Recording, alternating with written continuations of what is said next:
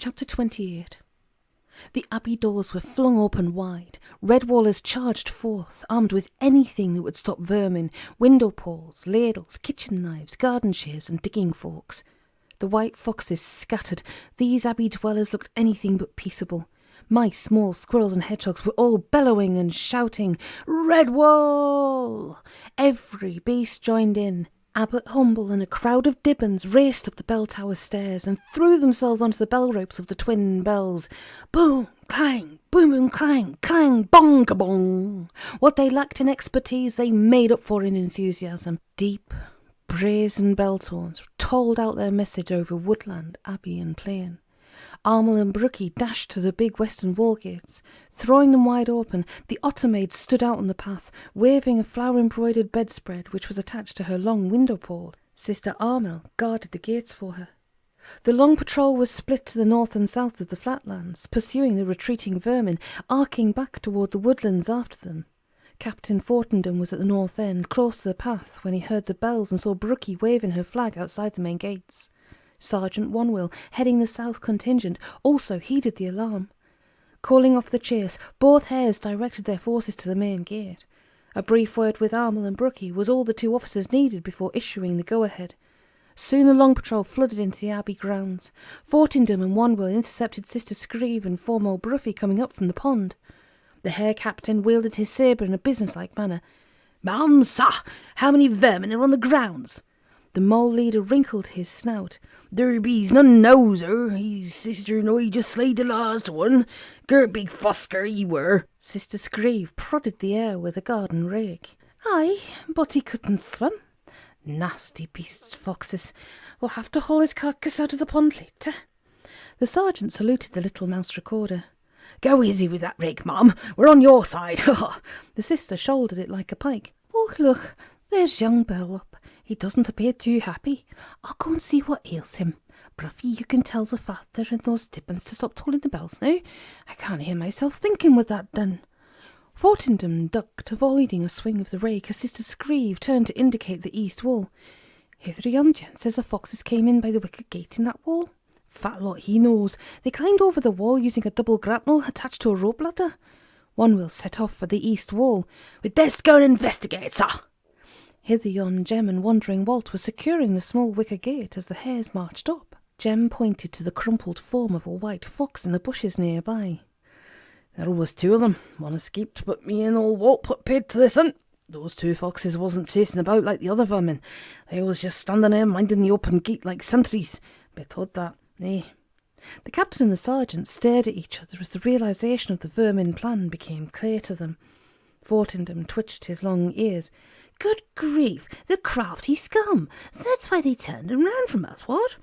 Onwill's hooded eyes widened. "Aye, a clever scheme, sir. They was doubling back to come through this little gate and knock us out of the abbey. That would have put us in a fix, if you pardon me saying, sir." Fortendam began unlocking the bolts and reopening the wicker gate. "Indeed, Sergeant, with a bit of luck we'll jolly well let 'em do just that. Gather the patrol, then get the Redwallers back into their abbey and tell 'em to stay inside. This is our blooming party. Make sure the other gates are all secured and guarded. We'll have to look lively, one will, if the vermin are bent on carrying out their idea. The blighters should be here quite soon now. Keep the patrol well hidden until the vermin are all inside. I'll lay low nearby here and lock 'em in." Zerig met up with the rest of his vermin in the woodlands behind Redwall. The White Fox captain took stock of his warriors, their number considerably thinned down since he had arrived at Redwall. Zerig, however, was still confident that he could pull off the audacious scheme. Continuing to size things up, he spotted Rogel, who was trying to blend in unnoticed with the other vermin. Zerig questioned the fox. "Rogel, weren't you supposed to be with Frita?" "Aye, captain, that I was, but I had to run for my life." Zerig stared hard at him. "How so?" Rogel explained. "We gained entry well enough. Frita opened the gate and left me and Fawn to guard it until he came. She went off with the others to gain entrance to the big house. Suddenly the bells began ringing and a horde of beasts, all armed with broomsticks and other things, came charging out at us." Zerig interrupted Rogel. "A horde of beasts?" The fox nodded. "Aye, sir. Mice and others from within the big house. We were going to be attacked. I had to run. I had to. They would have slain me, captain." Zerig shook his head in disbelief. And where, pray tell, are Frita and the others? Rogel shuffled awkwardly. I know not, Captain. Zerig's voice dripped scorn and sarcasm. You ran away from mice armed with broomsticks. Were there no tall rabbits with javelins and swords there? Rogel stared at the ground. I saw none, Captain. Zerig turned to the rest of his warriors, as if appealing to them for an answer. No hares were there, like those we fought, but this bold creature ran away from mice with broomsticks. Did you fear that they would sweep you up, wormbrain? Sniggering broke out among the remaining ermine and foxes. Zerig caught Rogel by an ear, as though he were a naughty young one, twisting it so hard that he raised his subordinate Tipperwed. Now we will go to the small gate, my brave Rogel. If it be still open, we will show thee how the warriors of the Gulo the Savage deal with mice-waving broomsticks. But if the door is locked, I will show you how to skin the coward and roast him alive before we eat him. March! Sergeant Onewill and the patrol hares crouched behind a border of rhododendron and hydrangea bushes which separated the east end of Brother Demple's vegetable drills from the back lawns. Some beast sniffed aloud and began sobbing. The sergeant looked around until he found the culprit, Flummety. The tough Onewill gave an exasperated sigh. Now then, missy, you ain't getting sulky because you want to go to bed, are you? Stop those waterworks immediately. The hare-maid continued to weep loudly. Sorry, sir, I can't help it. The sergeant turned his eyes skyward distractedly. I said stop sniffling. That ain't a request, it's a order. Catwell, and your handkerchief. The young hare passed Flummety his kerchief, but she continued to sob piteously. Crawling along to where she was crouched, Onewill patted her ears gently. Now then, me beauty, I'm going to soak all the curl out of those pretty eyelashes. What is it, me little maid? Why all the snuffles and tears? Flummety wiped her eyes hard, struggling to regain her composure. She explained the reason for her sorrow haltingly. It's a brigadier. I found him in the corner by those long windows. They killed him. Onewill's eyes glazed over as he seized the hare-maid by her shoulders. You mean our brigadier? Crumshaw? Dead? She nodded, her hot tears splashing on his chest. He must have charged the foxes single pawed. There were 2 broken arrows in his chest, and a sword had cut his face from ears to jaw. The brigadier was lying beside the fox that did it, sir. He must have killed the brute with his last breath. He died all alone, sir. Onewill gazed around at the stricken faces of the other hares. He blinked hard, then smiled through the tears that hung unshed in his eyes. Forward the buffs, eh? The old battle beast. I never imagined the Brigadier Crumshaw dying in bed of long seasons, surrounded by medicines and such. Dry your eyes, missy, and the rest of you. Do you think your officer would want you looking like this? Young Flunkworthy took a deep breath and mastered his grief. Squinching up one eye as though it held a monocle, he did an amazing impression of the Brigadier. By the left, next one I catch blumming, I put him on a flipping fizzer. What? Not the done thing, you know. Can't abide any blooming beast moping about like a dratted duck at a drowning, eh, what?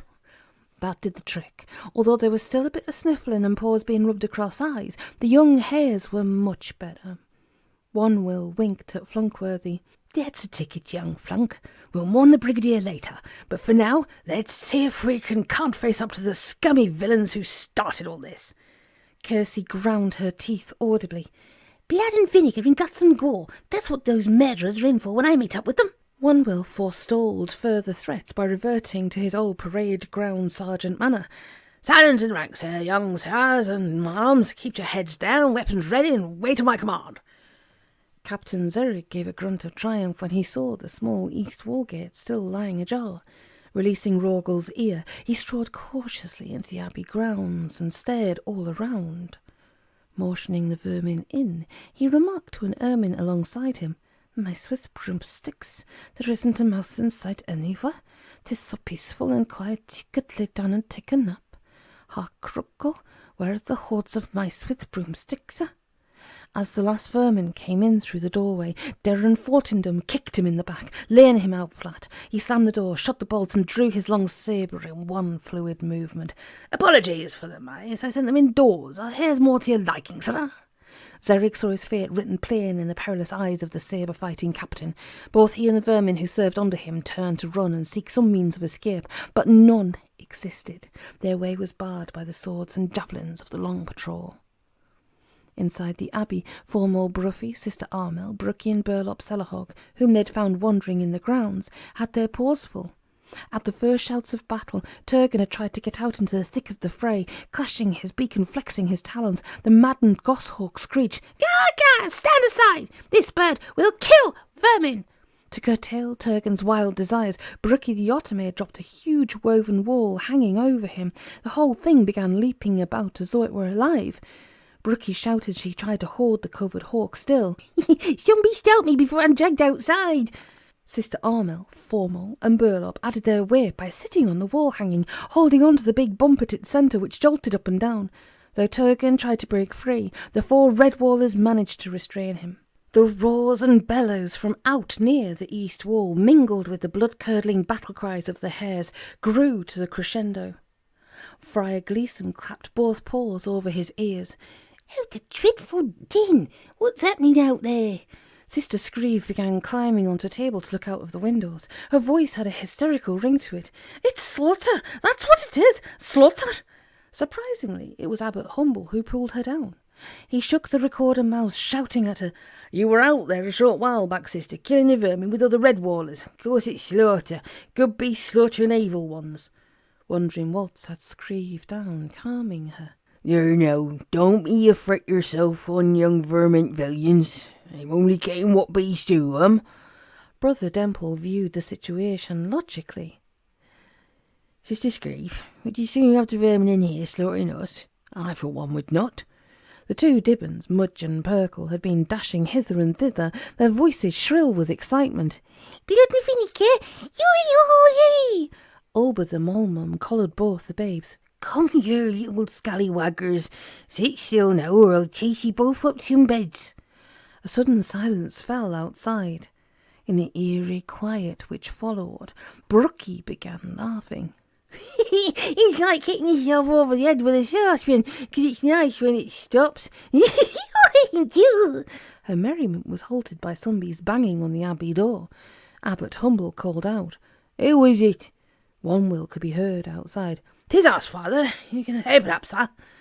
The red wallers set up a rousing cheer as the hares marched into Great Hall, but it died upon the lips of every beast when they saw what the slow-marching patrol bore between their ranks. Laid out upon a trestle taken from the orchard was a still form of Brigadier Crumshaw. In one paw, the old warrior still held his swagger stick. The broken arrows in his chest and the awful wound across his face could be seen by all. Crumshaw's monocle dangled from his blood-stained tunic by its cord. Captain Fortenden saluted Humble with his sabre, nodding toward the makeshift bier. "Father, may we request some place to lay him until the evening?